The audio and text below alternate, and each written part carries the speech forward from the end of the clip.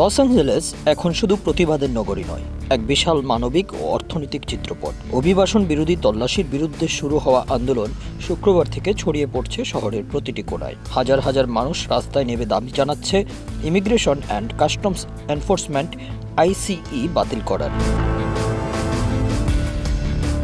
মার্কিন গণমাধ্যম CBS news জানিয়েছে, সম্প্রতি লস অ্যাঞ্জেলেসের ওয়েস্ট লেক এবং প্যারামাউন্ট এলাকায় অভিযান চালানো হয়। প্যারামাউন্ট শহরের 82% বেশি হিস্পানিক লাতিন আমেরিকান। প্যারামাউন্টের একটি হোম ডিপো শপে ICE অভিযান চালিয়েছে বলেও খবর পাওয়া যায়।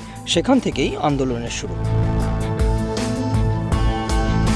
লস অ্যাঞ্জেলেসের শহরের বিভিন্ন অঞ্চলে এখন উত্তাপ ছড়িয়ে পড়েছে। ট্রাম্প প্রশাসনের নিয়ন্ত্রণে অভিবাসন নীতি, বিশেষ করে নিরাপত্তা বাহিনীর গ্রেফতারের কারণে downtown LA, Hollywood, south LA এবং লিটল টোকিওর চারপাশে শুরু হয়ে শান্তিপূর্ণ বিক্ষোভ দ্রুত ছড়িয়ে পড়ে।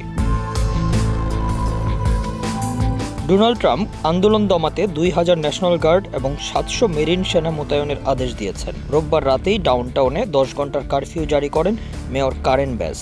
যদিও সিনেটর নিউমাস রাষ্ট্রপতি ট্রাম্পের এই পদক্ষেপকে বৈধতা ছাড়ানো সামরিক আক্রমণ আখ্যা দেন। বিক্ষোভ শুরুতে ছিল শান্তিপূর্ণ, কেবল নো অবৈধ রেডিয়া, no justice, no peace, black lives matter slogan আর ব্যানারে মুখর ছিল সমগ্র শহর। কিন্তু কিছু কিছু এলাকায়, বিশেষত ডাউনটাউনে, দোকান ভাঙচুর, গাড়ি দগ্ধ এবং রাস্তা অবরোধের ঘটনা ঘটে এবং পরবর্তীতে রক্তক্ষয়ী সংঘর্ষে রূপ নেয়।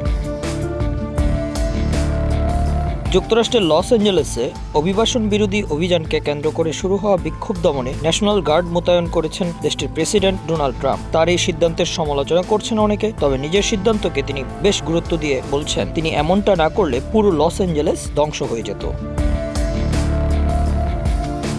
সাম্প্রতিক এইসব অভিযান ট্রাম্পের যুক্তরাষ্ট্রের ইতিহাসের সবচেয়ে বড় অভিবাসন বিরোধী অভিযানের পরিকল্পনার অংশ। লস অ্যাঞ্জেলেসের অধিবাসীদের 1/3 বেশি বিদেশি জন্মগ্রহণ করেছে বলে জায়গাটিতে এমন অভিযানের গুরুত্বপূর্ণ লক্ষ্যবস্তু হিসেবে পরিণত হয়েছে। গত মে মাসের শুরুতে ইমিগ্রেশন অ্যান্ড কাস্টমস এনফোর্সমেন্ট জানিয়েছে, লস অ্যাঞ্জেলেসে এক সপ্তাহব্যাপী অভিযানে 239 জন অবৈধ অভিবাসীকে গ্রেফতার করেছে তারা। তবে গ্রেফতার করা অভিবাসী এবং তাদের দেশে ফেরত পাঠানোর সংখ্যা ট্রাম্পের প্রত্যাশার তুলনায় কম ছিল। অভিবাসন বিরোধী বড় ধরনের এ অভিযানে গ্রেফতার ব্যক্তিদের এল সালভাদোর নামে একটি বড় কারাগারে পাঠানো হয়। এসব বন্দীদের ভেতর অন্তত একজন যুক্তরাষ্ট্রে বৈধ অবস্থায় ছিলেন। ফলে ট্রাম্পের অনেক পদক্ষেপের মধ্যে এই বিষয়টি ইতিমধ্যে আইনি চ্যালেঞ্জের মুখে পড়েছে।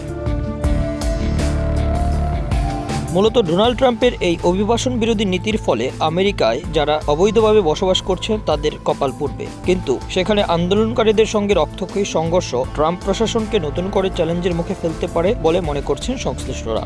কতদূর গড়াবে এই আন্দোলন সেটা সময়ই বলে দেবে। Bangla affairs news desk.